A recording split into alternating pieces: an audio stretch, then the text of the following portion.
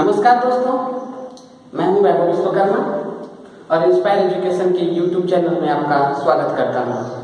जैसा कि हम लोग रासायनिक अभिक्रिया एवं समीकरण के बारे में पढ़ रहे थे, तो आज हम उसका पार्ट 3 पढ़ेंगे, जिसमें पढ़ेंगे विभिन्न प्रकार के रासायनिक अभिक्रियाओं के बारे में। तो चलिए बिना देरी किए शुरू करते हैं। रासायनिक अभिक्रिया के प्रकार, टाइप ऑफ केमिकल रिएक्शन। तो यहाँ पे हम देख पा रहे हैं कि रासायनिक अभिक्रियाओं को 5 तरह से डिवाइड किया गया है। पहला होता है संयोजन अभिक्रिया, कॉम्बिनेशन रिएक्शन। दूसरा होता है वियोजन या अपघटन अभिक्रिया, जिसे डिकम्पोजिशन रिएक्शन कहते हैं। थर्ड नंबर है विस्थापन अभिक्रिया, डिस्प्लेसमेंट रिएक्शन। फोर्थ नंबर है द्विविस्थापन अभिक्रिया, जिसे डबल डिस्प्लेसमेंट रिएक्शन कहते हैं। और उपचयन एवं अपचयन, मतलब ऑक्सीडेशन एंड रिडक्शन। तो इन सब के बारे में हम बारी बारी से पढ़ेंगे और इनका एग्जाम्पल देते हुए बातों को समझेंगे। तो चलिए आगे देखते हैं। सबसे पहले हम संयोजन अभिक्रिया के बारे में बात करेंगे। बहुत ही आसान है और इंटरेस्टिंग भी है। संयोजन अभिक्रिया, सबसे पहले देखेंगे कि संयोजन अभिक्रिया का परिभाषा क्या होता है। वैसे रासायनिक अभिक्रिया जिसमें, देखिए यहाँ पे संयोजन का मतलब है संयोजित होना, जुड़ना। इसका डेफिनेशन भी उसी प्रकार से होगा। वैसे रासायनिक अभिक्रिया जिसमें 2 या 2 से अधिक अभिकारक मिलकर एकल उत्पाद का निर्माण करते हैं, संयोजन अभिक्रिया कहलाता है। ठीक है, मतलब 2 या 2 से अधिक चीजें मिलेंगी आपस में और सिंगल प्रोडक्ट बनेगा। जैसे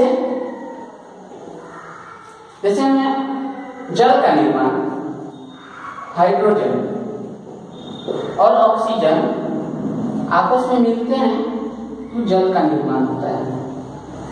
ठीक है, जैसे यहां देखिए हाइड्रोजन एक तत्व है, ऑक्सीजन है, और ये दोनों आपस में जब मिलते हैं तो यहाँ पे जल का निर्माण हो रहा है। ठीक है, इसी तरह से दूसरा एग्जांपल हम ले सकते हैं कोयले का दहन।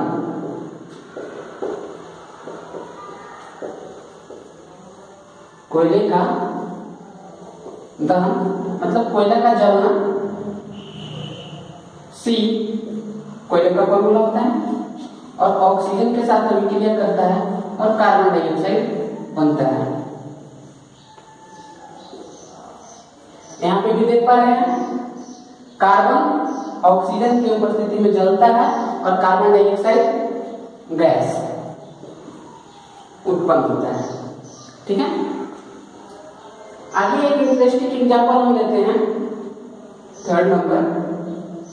ऐसे चूने को, कभी चूना को जब हम पानी के साथ रिएक्शन कराते हैं, जल के साथ रिएक्शन कराते हैं, जल में मिलाते हैं, CaO प्लस H2O आपस में मिलते हैं तो कार्बन हाइड्रोक्साइड का निर्माण होता है। एक हो जाएगा। यहाँ पे देखिए कली चूना जल में घुलने के बाद कार्बन हाइड्रोक्साइड बनाता है, जिसका एग्जाम्पल हम लोग घरों की पोचारा करने में करते हैं, घरों को पेंटिंग करने के लिए इस्तेमाल करते हैं। ठीक है, तो यह है संयोजन अभिक्रिया। यहां तक क्लियर हो तो आगे बढ़ते हैं। चलिए ठीक है,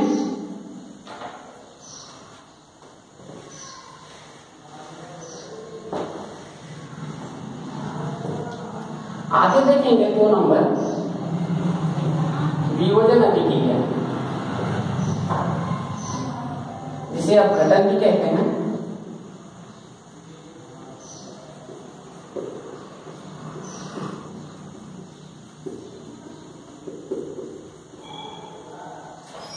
डिकम्पोजिशन,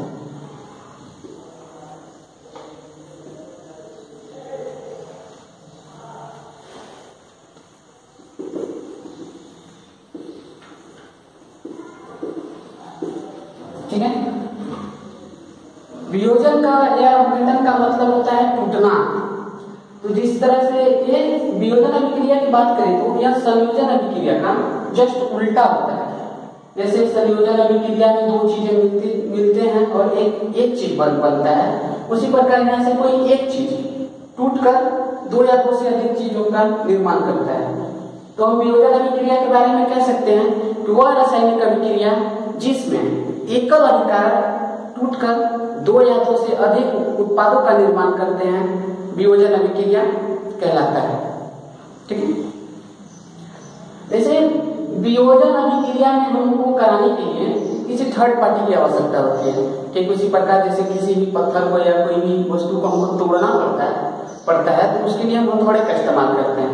तो यहाँ पे भी वही काम होने वाला है कि कोई एक चीज टूटेगा और दो या दो से अधिक चीजों का निर्माण होगा, तो यहाँ पे किसी न किसी हथौड़े की आवश्यकता होगी। तो यहाँ पे हम हथौड़े का इस्तेमाल नहीं करेंगे पर एक थर्ड पार्टी का इस्तेमाल किया जाता है। तो उन थर्ड पार्टी के हिसाब से हम वियोजन अभिक्रिया को अलग अलग डिवाइड कर सकते हैं। जैसे फर्स्ट में हम उष्मा का इस्तेमाल कर रहे हैं।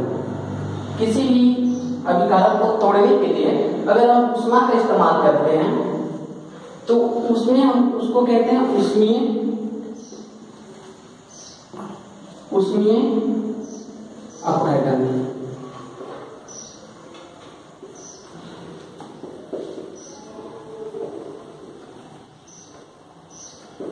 Thermal decomposition.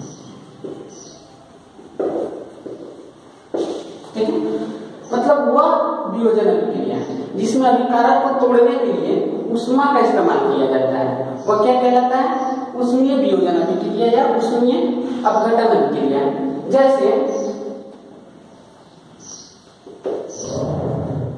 फेरस सल्फेट को हम अगर गर्म करें, उष्मा दें, जब फेरस सल्फेट को हम अगर गर्म करें, उष्मा दें, तो यह फेरिक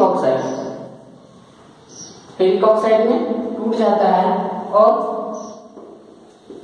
सल्फर डाइऑक्साइड और सल्फर ट्राइऑक्साइड ये कह सकते हैं का निर्माण होता है।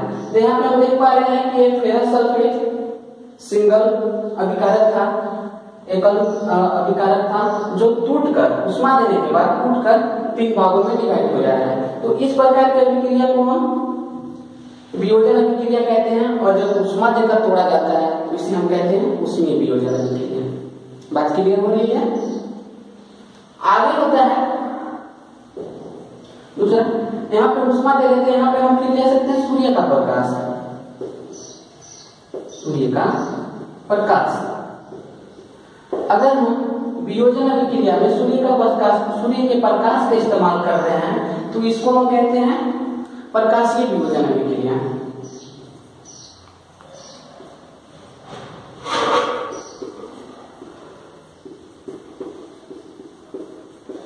वियोजन अभिक्रिया, ठीक है।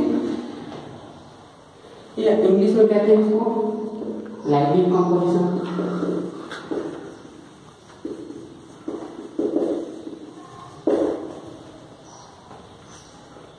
जैसे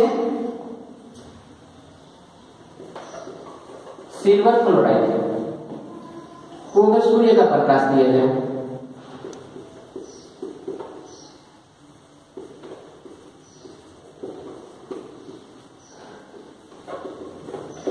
तो यह दो भागों में टूट जाता है। ठीक है, यहाँ पे सूर्य का प्रकाश इस्तेमाल करके हम सिल्वर क्लोराइड को दो भागों में तोड़ दे रहे हैं। तो यह है प्रकाशीय वियोजन अभिक्रिया। इसका दूसरा एग्जाम्पल देखते हैं, सिल्वर ब्रोमाइड। यहाँ पे भी सेम केस, सूर्य का प्रकाश, यह दो भागों में टूट जाएगा।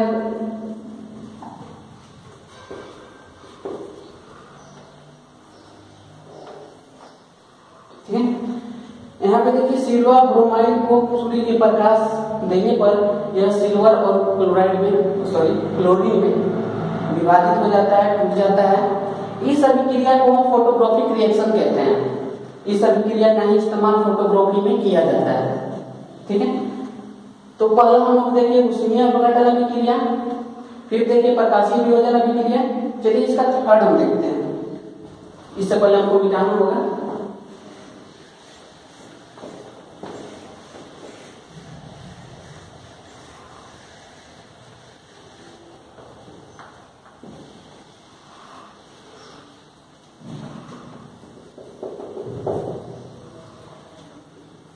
विद्युत का भी इस्तेमाल किया जा सकता है, इलेक्ट्रिसिटी का इस्तेमाल किया जाता है। तो जब इलेक्ट्रिसिटी का इस्तेमाल करेंगे हम वियोजन अभिक्रिया में, तो इसको कहते हैं विद्युत वियोजन।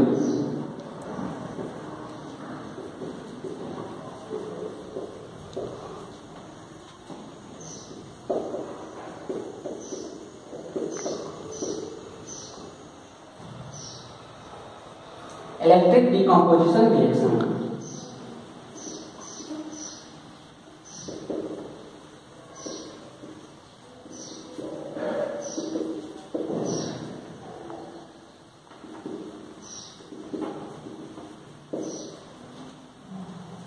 जैसे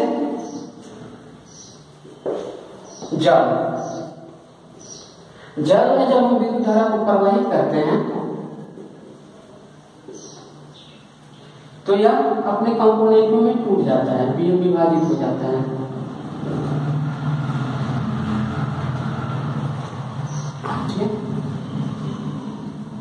जल में जब विद्युत प्रवाहित करते हैं तो यह हाइड्रोजन गैस और ऑक्सीजन गैस में विभाजित हो जाता है। इसका दूसरा एग्जांपल सोडियम क्लोराइड। ठीक है, जब सोडियम क्लोराइड में विद्युत धारा को प्रवाहित करेंगे तो यह सोडियम और क्लोरीन में टूट जाएगा। ठीक, देखिए जो हम इस्तेमाल करते हैं उत्प्रेरक के रूप में, इसको उत्प्रेरक भी कह सकते हैं। थर्ड पार्टी जो रिएक्शन को कराने में मदद करता है तो उसको उत्प्रेरक कहा जाता है। तो इसको हम एरो के ऊपर लिखते हैं। जैसे उष्मा लेंगे तो उसको एरो के ऊपर लिखना है, सूर्य का प्रकाश लेंगे तो उसको भी ऊपर ही लिखना है, विद्युत लिए इसको एरो के ऊपर लिखना है। ठीक है, तो वियोजन अभिक्रिया यहां तक हुआ। हम संयोजन अभिक्रिया और वियोजन अभिक्रिया के बीच में